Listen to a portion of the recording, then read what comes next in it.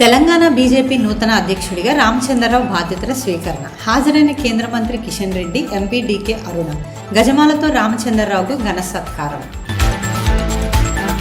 సుపరిపాలనలో తొలి అడుగు కార్యక్రమంలో పాల్గొన్న మంత్రి అచ్చెన్నాయుడు. శ్రీకాకుళం జిల్లాలో ఇంటింటికి వెళ్లి ప్రజలతో ముఖాముఖి. కూటమి ప్రభుత్వ ఏడాది పాలన విజయాలను వివరించిన మంత్రి. చదువు చెప్పించాలని కమిషనర్ను వేడుకున్న నెల్లూరు జిల్లా చిన్నారులు. వారి దీనస్థితిపై స్పందించిన మంత్రి నారా లోకేష్. పిల్లల విద్యాభ్యాసానికి ఏర్పాటు చేయాలని అధికారులకు ఆదేశం. పేదరికాన్ని జయించే ఆయుధం చదువేనని వ్యాఖ్య.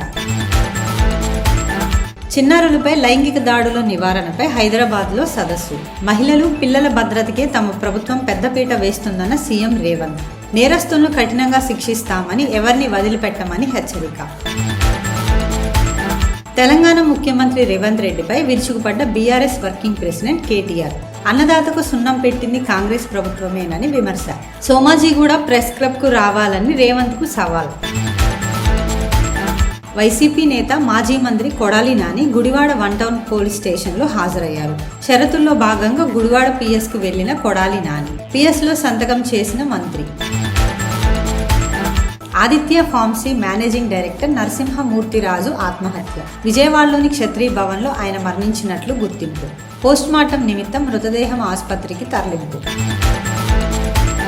ప్రముఖ సినీ నటుడు, లోకనాయకుడు కమల్ హాసన్కు బెంగళూరు సివిల్ కోర్టులో ఎదురుదెబ్బ. కన్నడ భాష లేదా సంస్కృతి గౌరవానికి భంగం కలిగించేలా ఇకపై ఎలాంటి వ్యాఖ్యలు చేయవద్దని మధ్యంతర ఉత్తర్వులు జారీ చేసిన బెంగళూరు కోర్టు.